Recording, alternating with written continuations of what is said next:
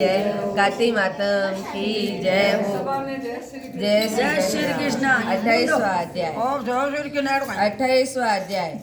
धर्मदत्त ने पूछा, हे देवराज, जय और विजय, अपने पूर्व जन्म में ऐसा कौन सा पुण्य किया जिससे भगवान विष्णु का रूप धारण करके वह उनके द्वारपाल हुए।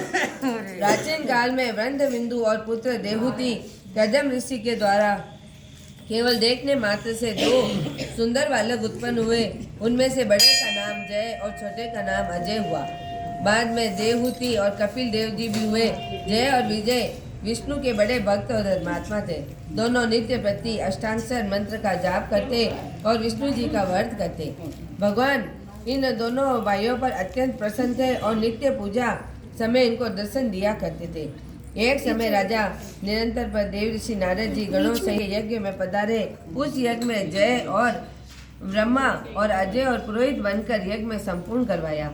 यज्ञ की विधि पूर्वक समाप्ति हुई। मारुति राजा ने जय और विजय को बहुत सम्मान दिया। वे दोनों भाई दक्षिणा लेकर अपने आश्रम आए। धन का बंटवारा करते समय दोनों भाइयों ने आपस में झगड़ा हो गया। जय ने अजय से कहा, धन के बराबर भाग होने चाहिए। अजय ने कहा कि जितना धन जिसको मिला है उतना धन उसी का है। तब जय ने क्रोध में आकर अजय को श्राप दिया कि तुम धन लेकर नहीं देना चाहते, इसलिए तुम ग्राह हो जाओ। अजय ने जय को दिया श्राप स्वीकार कर लिया और जय को भी श्राप दिया कि तू अभिमानी है, इसलिए हाथी हो जा। यह नियम पूरक दोनों की पूजा के समय जब भगवान को दर्शन देने के लिए आए तो दोनों भगवान के क्षमा मोचन का उपाय पूछा। दोनों ने प्रभु से कहा, हे देव, हम दोनों आपके भगत हैं, मगर हम हाथी की योनि से कैसे छूटेंगे? हे कृपा सागर, श्राप से हमारा उद्धार कैसे होगा? भगवान विष्णु जी ने कहा, मेरे भक्तों की वाणी कभी असत्य नहीं होगी। यमराज भी उसके अध्ययन नहीं कर सकते। पूर्व काल में मुझे भक्तराज प्रहलाद के कहने पर स्तंभ में प्रकट होना पड़ा और राजा अम्बी ऋषि के कहने पर 10 अवतार लेने पड़े थे। अतः तुम दोनों अपने श्राप को भोगकर मेरे लोक को प्राप्त होगे। इतना कहकर विष्णु जी अंतर ध्यान हो गए। फिर गंडकी नदी के किनारे मगर और हाथी हुए। जाति स्मरण होने के कारण इस योनि में भी भगवान विष्णु के व्रत का नियम किया करते थे।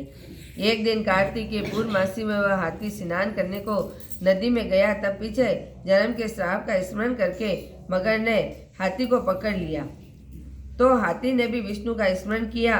फिर क्या था, तुरंत ही शंख चक्र गदा पद्मधारी भगवान ने उसके सुदर्शन चक्र के द्वारा उन दोनों का जैसे रूप देकर उनके वैकुंठ में ले गए। एक दिन उस स्थान पर हरिक्षेत्र प्रसिद्ध हुआ। चक्र के अज्ञात से वहां पत्थरों में चिन्ह बने हुए हैं। यह दोनों जय और अजय नाम से आज भी संसार के प्रसिद्ध है। हे प्रिय, अपने विष्णु के द्वारपालों के संबंध में जो प्रश्न किया था उसका विस्तृत उत्तर मैंने दे दिया। इसलिए हे दिक्श्रेष्ठ, तुम ईर्ष्या और द्वेष को त्याग कर नित्य भगवान का व्रत करो।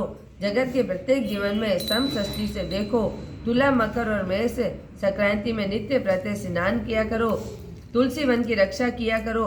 एकादशी व्रत किया करो। गो, ब्राह्मण, वैष्णव के सेवा के लिए हर समय तैयार रहा करो। व्रत करने वालों को मसूर दाल, बैंगन और साग की कदापि प्रयोग न करना चाहिए। हे धर्मदत्त, ऐसा करने पर तुम शरीर का त्याग कर हम लोगों के समान गति पाओगे। भगवान विष्णु को प्रसन्न करने के लिए इस व्रत के समान फल देने वाले तीर्थ, दान और यज्ञ दूसरा और कोई नहीं। हे विप्र, तुम धन्य हो, क्योंकि तुमने विष्णु को प्रसन्न करने वाला व्रत किया है जिसका आधा फल तुम्हें कला को दिया। इसके बाद हम कला को वैकुंठ में ले जा रहे हैं। तब नारद जी ने कहा, हे राजन, इस प्रकार धर्मदत्त के विष्णु भक्ति का उपदेश देकर कला के साथ लेकर विष्णु पार्षद वैकुंठ को चले गए और धर्मदत्त भी उनके आदेश अनुसार विष्णु के व्रत के तलीन हो गए। जब तो उनका देहांत हुआ तो अपनी स्त्रियों के साथ विष्णु लोक को गए। हे राजन, जो कोई प्राचीन काल में इतिहास को सुनाता है और सुनता है, अतः विष्णु लोक को प्राप्त होता है। बोलो विष्णु भगवान की जय।